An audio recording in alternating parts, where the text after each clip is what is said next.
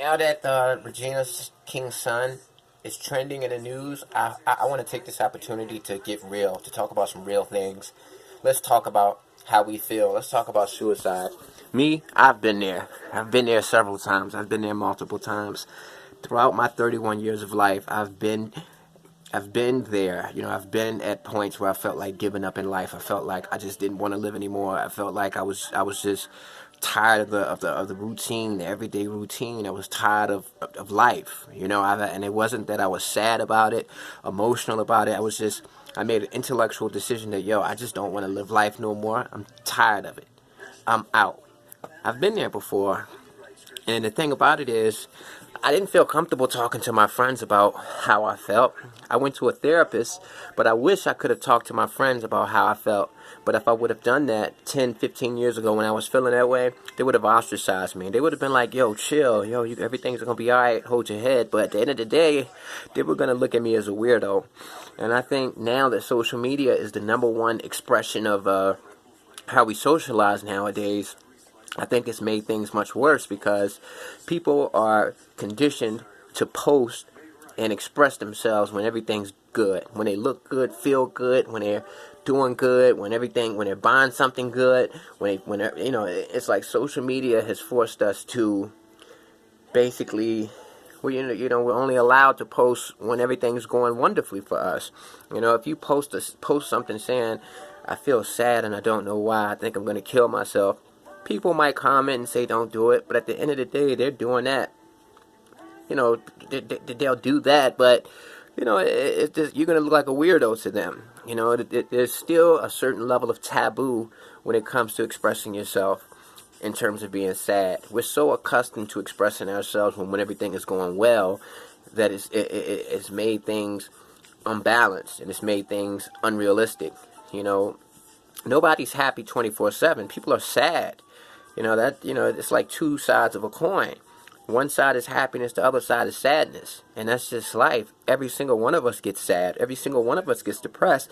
But we're only allowed to post great things when we're doing good, when we're feeling good, when we got a pocket full of money, when we're at a great travel resort, when we're on an airplane, when we just bought something new, when we're eating a good meal. It's like we're conditioned to only post great things. And if you look at this kid, you'll say, man, this kid looks good. Looks like he's on top of the world. He has a beautiful mother. He's a handsome guy. But at the end of the day, he was sad and he felt empty.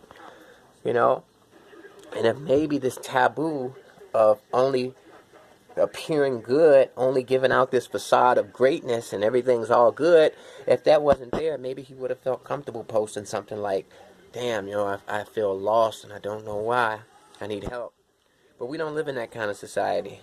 And, like I said, I've had friends who committed suicide. I've wanted to commit suicide several times. I caught a felony for selling weed. At 20 years old, I'm in a house. I got fish in the oven. Everything is going well. I had just given my mother some money for the rent. Bam. Police knock on the door, put me on the ground, guns to my face. Long story short, short story longer. They take me to the police station. I bond out, and they send me home with a bunch of paperwork saying that I've been charged with all of these felonies and stuff. And I go to court for my arraignment the first time you go. And, they space out the court cases so long. I had to go to court 3 months from that point. But I got to check in with probation every other day. Drug tested. And I'm just thinking, I'm a failure. I'm a college student. I was supposed to focus on that. But here I am selling weed, trying to be something that I'm not. And now I got caught up in the mix, and now I'm a felon. I'm only 20, but the court system doesn't care. They're gonna suck me up because that's what they do. They're not gonna give me some type of program. They're gonna give me a felony conviction, and that's gonna scar me for life, and I'm always gonna be judged by that. And that made me want to commit suicide because I was like, yo, what's the point of living? I'll never be able to vote. I'll never be able to own a firearm. I'll never be able to become licensed. I was going to school to be a sociologist. I can't do that anymore. I can't be a licensed social worker anymore because I'm not allowed to be federally licensed. As a felon, you can't get licensed. So I was feeling like, my life is over already. I'm done. I don't want to be here no more. I don't want to be the guy working at a fast food restaurant. I don't want to be the guy that's struggling, asking people for help. I don't want to be the guy who you got to get a second chance to. I ruined my life, and I'm ready to take myself out the game. But I waited. I was patient. and I didn't let myself get caught up in that high level of emotion. I just put a plan together and I said, yo, forget it. I made a mistake. I'm going to live with it, and things will get better. And you know, just a couple of days ago, I received a letter in the mail pardoning me from that crime that I committed when I was 20. I'm 31, about to be 32, and now things have just gotten better for me. You know, life was tough for all of these years, but things have finally gotten better. And if I would have took myself out the game, I would have never experienced this. So, you know, there's a lesson in that somewhere. But yeah, I've been there. I've had friends who committed suicide. I had a friend who committed suicide because his girl left him, and she told him he'd never see his kids again. And I kept telling him, I'm like, yo, don't do anything like that. Because he kept saying, man, I'm going to kill myself, man. And I was like, yo, you can't do that. You know, you guys are going to get past this. This is just temporary. You know, she's mad at you right now, but she's going to feel better in a couple of days. Just chill. And he killed himself. You know, and then come to find out after he died, his mom found a journal where he was saying things like, why do I feel unhappy all the time? When other people, when I do things that will make other people happy, I'm sad. Something's wrong with me. I must be different. You know, why do I see people happy when doing things, and I'm sad doing these things? And we thought, oh, it was the girl that made him commit suicide, but really it was he had messed up chemicals in his head. Because sometimes it's not even it's the way that you're wired on a chemical level. It's just like a vehicle. If you got a vehicle that's not put together properly, if the parts aren't together properly, it's not going to run right. And it's the same thing with the human body. The human body is so complex. We've got billions of genes, billions of different chromosomes, all of this stuff interacting. So there's a high chance that people are going to be born with something missing. You know, that's why they say it's a miracle when a baby's born healthy. You know, so many people have chromosomal deficiencies that cause cerebral palsy, Parkinson's disease, diabetes. All of these different things are a result of our bodies failing us by not being wired perfectly. But they have help for you.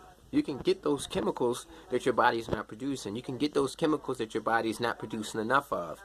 And a lot of times that's why you're so suicidal. And that's why you resort to suicide. That's why you're unhappy when you think other people should be happy in your shoes, because your body has failed you.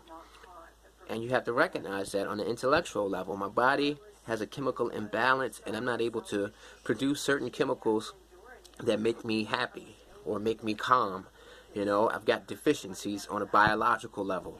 So I've got to get that taken care of by getting those chemicals through medicine. So basically what I want to say is, it's okay to be sad. It's okay to be emotional, man. We all go through that. Me, my life is okay. It's great. But, you know, it took me a long time to get to that point. You know, I used to be a guy that was very emotional and stuff like that. And now I don't let anything get to me, because I went through my trials and tribulations, and now here I am in my 30s, and I'm stronger than ever. And I understand life. And one thing that I want to leave you with is this. If you're in a highly emotional state, if you're angry, if you're sad, think of it like a computer or something. You're using up 100% of the space in your brain. So so the logical thoughts, the rational thoughts aren't going to be able to open the door and come into the house that is your brain, because 100% is filled up with anger and sadness. Look at it like a party. If you got like a limited space that only holds 100 people, and those 100 people are or sadness and anger, then, you know, when calmness and rationality come knocking on the door trying to get in, they can't get in. So you've always got to keep yourself level, natural, in the face of situations that make you highly emotional. You got to be stoic. Sometimes you got to just let your brain process and filter things and be like, yo, this is crazy. I'm not going to react to this right now on an emotional level. I'm just going to let my body naturally process it by going on with my day-to-day life, going on as usual, and I'll be thinking about it, but I'm not going to react to it like that. You got to learn how to process things and filter things, you know? It's like with me, when I told you I felt suicidal about becoming a felon. I was actually so suicidal. I actually made a noose one day. I was downstairs, I made a noose, and I was ready to take myself out. And now here I am, and I'm like, at 31, I'm looking back at that time when I was 20, and I'm like, yo, I can't believe I felt that sad over a weed felony. You know, I got an entirely different perspective on it now, especially considering I've got pardoned for that crime a couple days ago. You know, but the thing is, you got to last. You got to get to this point. I was 20 back then. I'm 30, about to be 32 now.